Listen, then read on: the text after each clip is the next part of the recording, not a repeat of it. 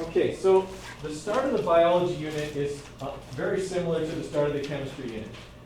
In the start of the chemistry unit, we talked about the basic unit of chemistry, the atom. We talked a bit about the history of the atom, its discovery and things like that. We're going to start Unit 2 in the same way. We're going to look at the basic unit of biology, the cell. Okay. Now, if I'm looking at, let's say, the characteristics of a living organism, okay, if something's going to be considered to be alive, what are some characteristics it would have to have? It needs to be able to reproduce. It needs to be able to reproduce. What else? Doesn't it also need to be made up of cells? It does, yeah. It needs to be made up of cells. That would be kind of the key point. Usually when I do that little exercise, people say things like, needs to be able to consume food, needs to get rid of waste, needs to be able to reproduce, okay, stuff like that. And they forget about the cells part. Right? So if we just say needs to be able to reproduce, consume food, or process energy, get rid of waste, fire would be a living organism. Because fire consumes fuel, it produces waste, and it reproduces. A spark can start a new fire. Okay, and that's a bit of a stretch, but okay, you could consider fire to be a living organism. Well, fire is not. It looks like it sometimes if you've ever watched a forest fire. Okay, but it's not a living organism. It's a chemical reaction. Okay, the thing that distinguishes living from non-living is the presence of cells. Now, that brings up a very big gray area. We've been in the throes of something for the last 2 years. COVID-19 or the coronavirus. Okay? Are viruses living organisms? Some would say yes, some would say no. And there's an argument to be made for both sides. Okay? First off, viruses are not cells. So, they don't qualify as a living organism under that qualification. But those other things we mentioned, be able to consume fuel, produce waste, viruses don't do that either. Okay? All a virus can do is infect a living cell. It doesn't even reproduce on its own. Okay? A virus can't split in half to make copies of itself. It can't meet up with another virus and make little baby viruses. Okay? It doesn't work that way. So in that way, a virus basically meets none of the qualifications of a living organism. The only thing that could make an argument for a virus being a living organism is that it contains genetic material.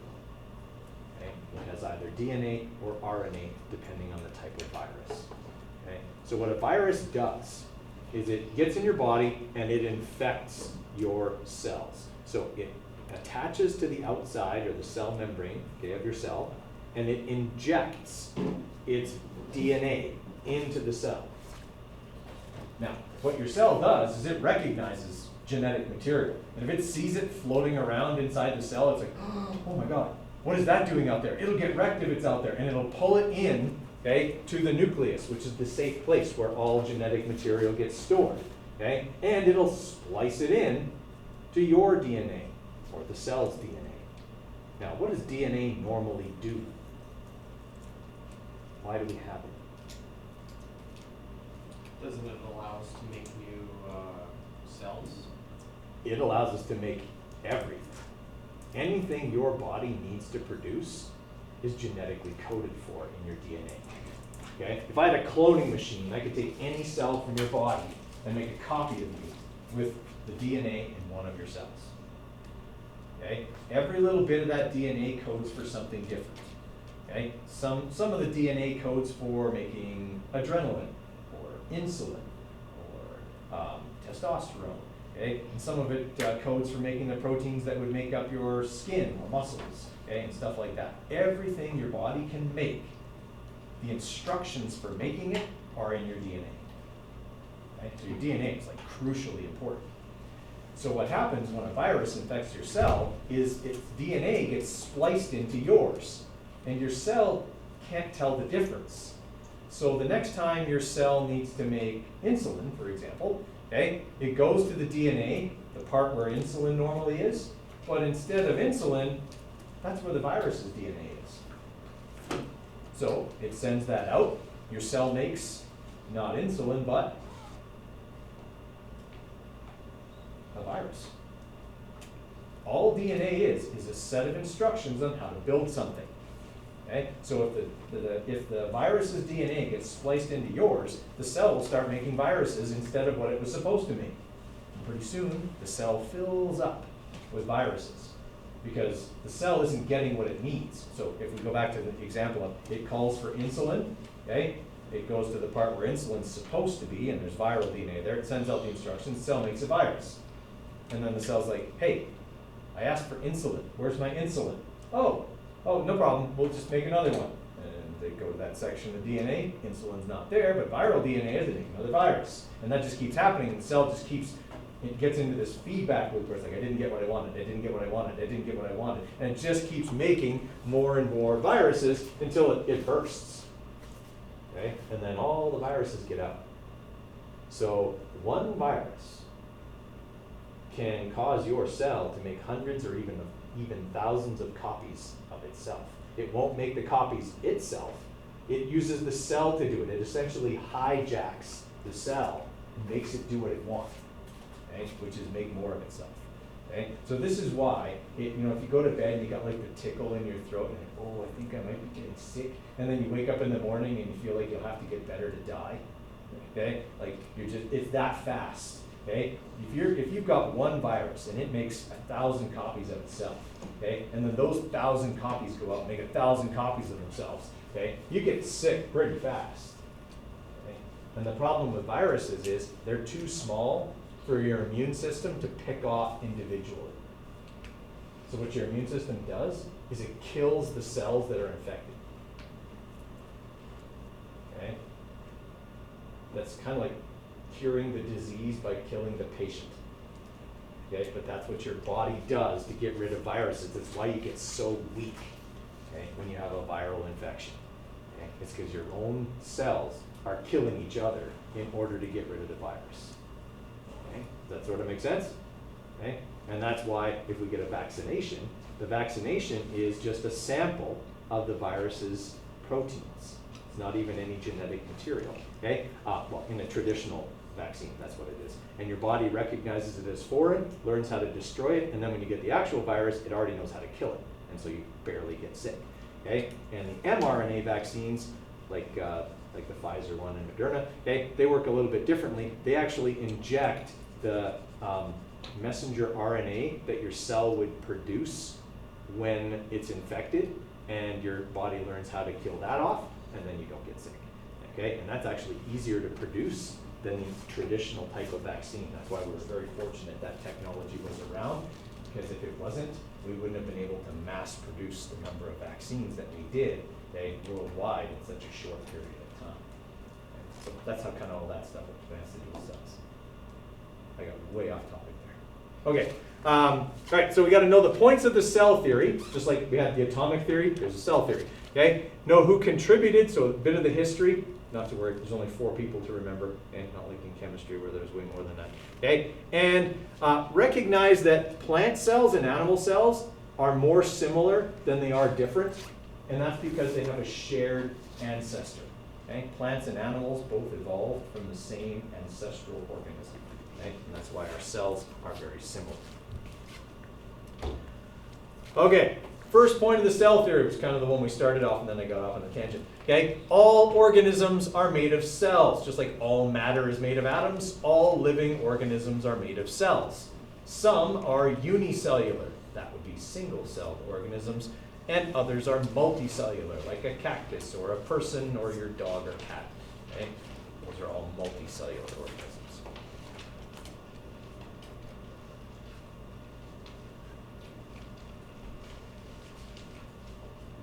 Okay, so first point of the cell theory is just that if you're a living organism, you have cells. Second point of the cell theory tells what cells do. Okay? Cells carry out the basic functions of an organism. Okay? So what that means is I could take basically any cell from your body and put it in a petri dish where it would have food and oxygen, and it would grow, and it would be fine, because it can carry out all the basic functions of the entire organism. So it should be able to survive on its own. Okay? So point number 2 is probably the most important of the 3 points, because we keep coming back to that idea as we start talking about single cells and how cells work and how they transport material, and even when we get to a multicellular organism and we start talking about specialization, which is these cells in your body do this job and these cells in your body do this job, okay? They're still carrying out those basic functions, so that's probably the most important point. And the third point tells us where cells come from. Cells come from the division of existing cells. There is no factory in your body that produces new cells. All cells come from the division of cells that are already present. So, what you are, who you are, right now, is the result of one cell. Okay? At the moment of conception, when sperm met egg and made that single cell called the zygote, that cell divided over and over and over and over again to make you. Okay? All of the genetic material, all of the genetic potential to make you was present at that moment. Okay? At the moment of conception, everything that you are was there. Incidentally, this goes back to kind of being in a Catholic school, so we can kind of talk about this a little bit, but that is the reason why, as Catholics, we believe that abortion is wrong. Okay? That's why we believe that, because we believe everything that is necessary for a person is present at the moment that person is conceived. Okay? We don't consider there to be different levels or anything like that. Everything that is necessary for you is present at that moment and present from there forward.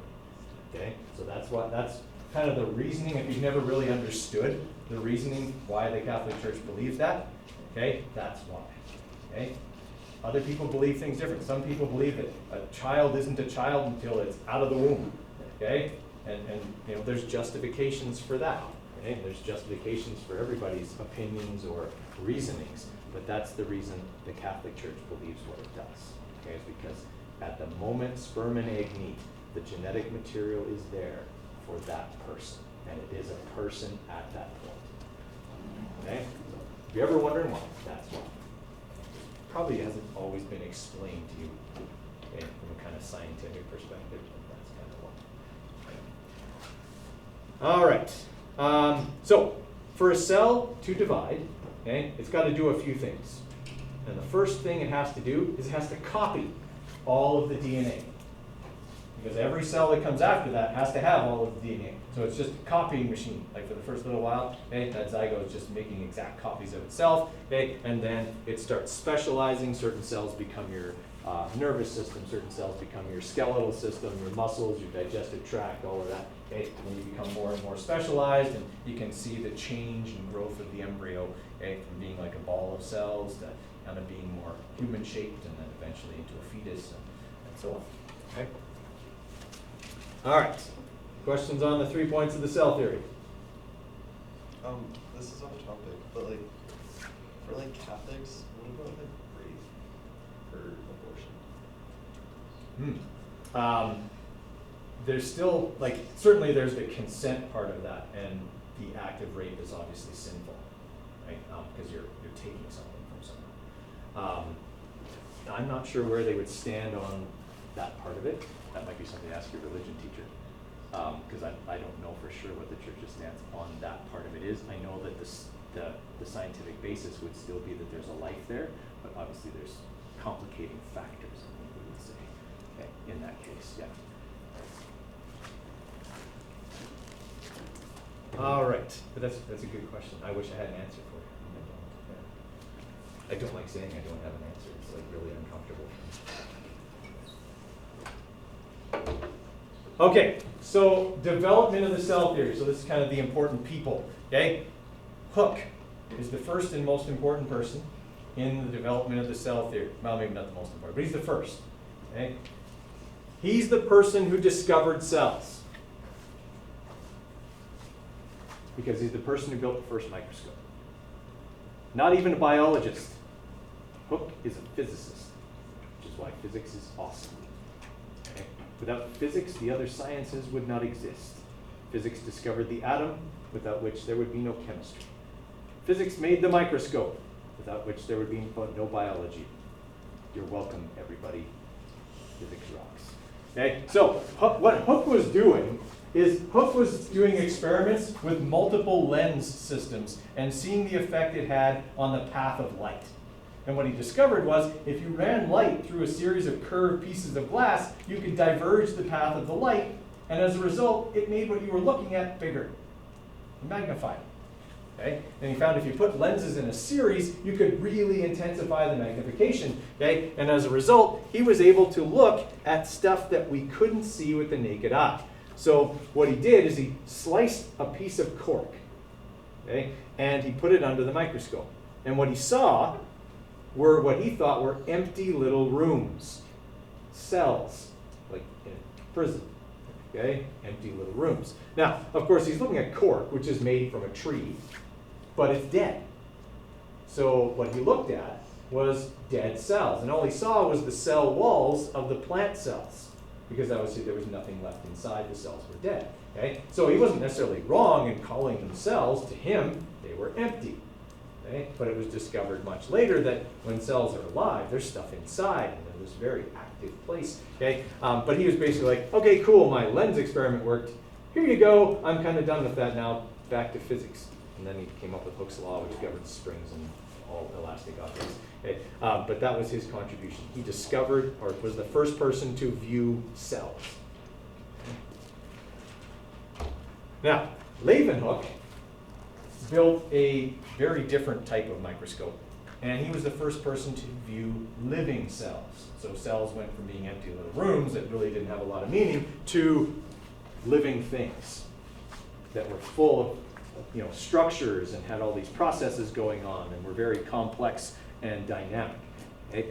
So he discovered, like he studied microorganisms in pond water, so he would look at like amoebas and paramecia and things like that, okay, that live in pond water, okay, as well as blood cells. Prick his finger, look at the blood. Okay, he looked at sperm cells from cattle. I don't know how he got that. I don't want to think about how he may have got those. Okay. And he looked at that under a 300x microscope. His microscope worked a lot differently and was a much improved version of Hooke's. And then, we'll stop after these two guys, okay? Schleiden and Schwann. They are the two Swedish scientists who came up with the original cell theory, okay? Their hypothesis was that cells were the basis of all life. So if all organisms are made of cells, and cells from a variety of different organisms are viewed under the microscope, then all organisms will have cells, or all samples will be made of cells. Okay?